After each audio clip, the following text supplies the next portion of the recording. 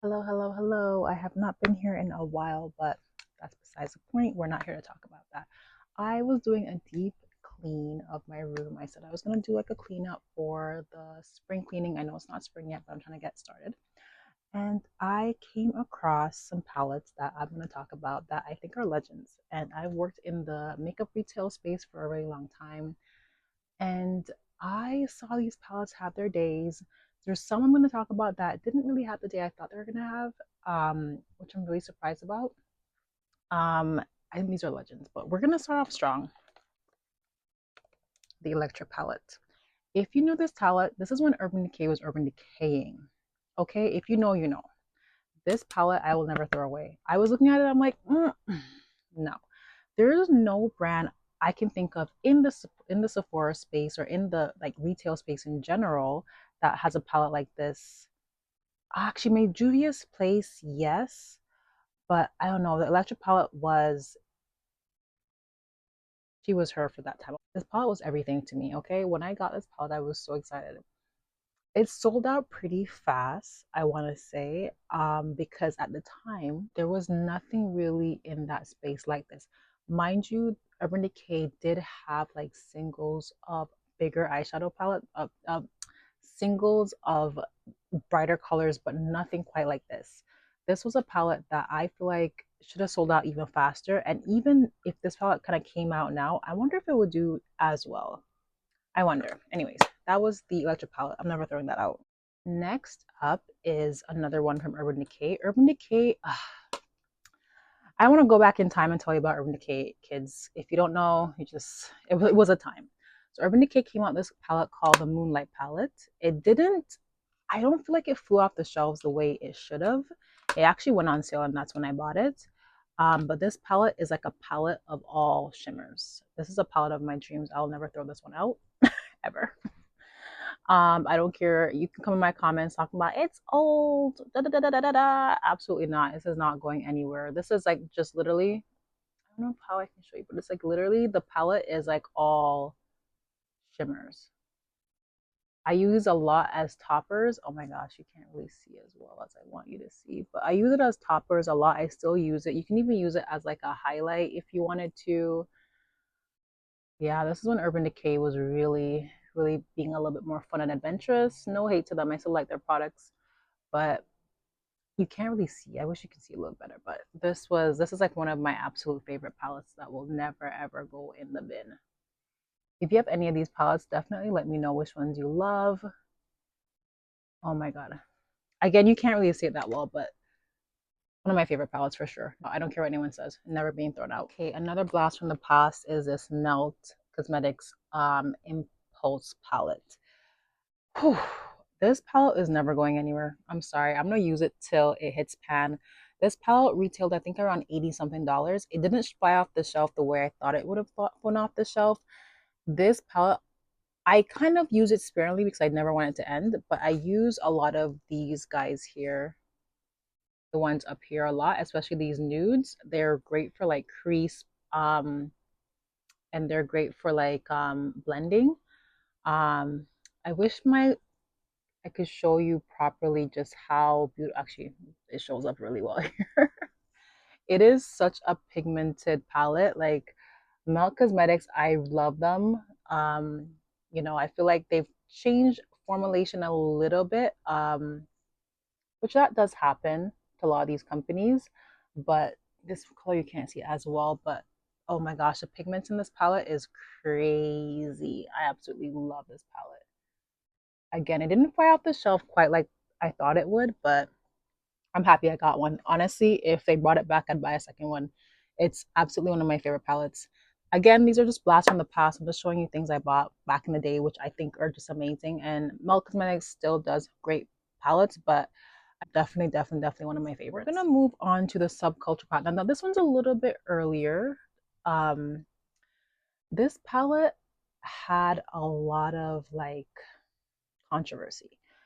I think it was one of is this is by Anastasia Beverly Hills. Now she has changed the formula, and I don't really love the new formulas of her palettes that she came out with recently. But that's another story.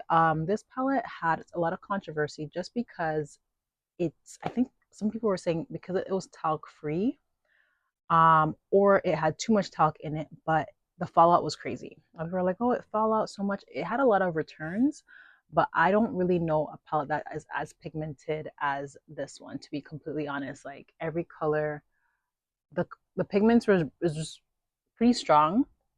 I would say, okay, the camera's not showing it that much, but I find that the pigments were really, really strong. It was a little bit more of like a powdery palette. I feel like that's pretty strong. It was really more like a powdery palette, I would say. It wasn't as more like a pressed.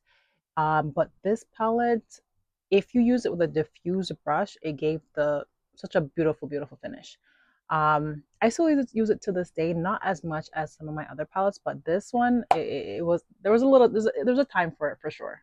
Now this palette from Makeup Forever, I don't know if you remember back in the day, Makeup Forever used to be a little bit more colorful and fun that they are now. No hate to them. I still love their stuff. But it was just like I remember when they had like an array of just like single eyeshadows in every single color you can think of. And I'm so happy I collected a lot of those because you don't really see that anymore. This palette is just so beautiful. I always thought it was very pigmented. I'm really big on pigment because I like when things show up the way it's supposed to show up. Obviously, in this light, you can't really see it as much. Um, but I thought this palette was so pretty. There's two of them. There was this one, and then there was like a one that was just like straight nudes. But I always thought this palette was really pretty.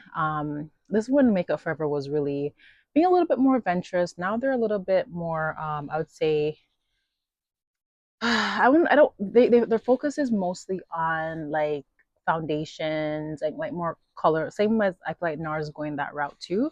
But this palette was really fun. I use it a lot. I don't use it as much as I used to anymore, but this was something I'm never throwing away either. Okay, last one. This palette, I washed it and washed it and washed it until it went on sale. Okay, so if you don't know, Sephora had a pro collection a couple years ago. I can't remember, like I want to say before the pandemic, like maybe 5 years ago. They retailed for about like $150. I think most of them were. This, listen, ooh, sorry. This palette, this is like a blush and bronze palette. You can see that it's hardly been used because I barely want to even touch it, but I do use it here and there for special occasions. I don't know how come this didn't fly off the shelf the way I thought it did too. Mind you, I'm in Toronto, so I don't know. Maybe in the US it did a little bit better, but like this palette, oh my gosh. I don't even want to swatch it, guys. Like it's so pretty. This reminds me of Exhibit A from NARS, which is it's a little bit more, I would say, orangey than Exhibit A. This is stunning. I use this once in a while. I'm trying to make you see. Yeah, once in a while I'll use this one. Again, you can see that it looks like it's hardly been touched. I've had this palette for years. It's not going in the garbage either. I'm never throwing these stuff away. I don't care what nobody says. I don't care about the germs. I don't care about bacteria. Girl, it's not being thrown out. But this is definitely one of my favorite palettes. It was the Sephora Pro. So they had two colors. They had this one for the more chocolate girlies like me, and they had one that was a little bit lighter. Um, and then they had eyeshadows. I have one of the eyeshadows as well. The eyeshadows had a little bit of fallout. So I love the pigments, but the fallout was a little bit interesting. But this, it retailed for I think 150, and I think I got it. It went on sale and I got it for 50 bucks. But yeah, guys, this is just me just kind of showing you some stuff that I loved over the years of working in retail and what I bought, what I didn't buy, what I thought would have kind of done better, what didn't do as well as I think it did. But all these palettes are amazing. If you like this content, definitely follow me, subscribe, share all the stuff, the cute stuff. And next, I'm going to show all my Dennis and Myricks. I have the lightwear palettes, all three of them. I'm going to show the difference of them just because I think it's fun. Anyways, bye guys.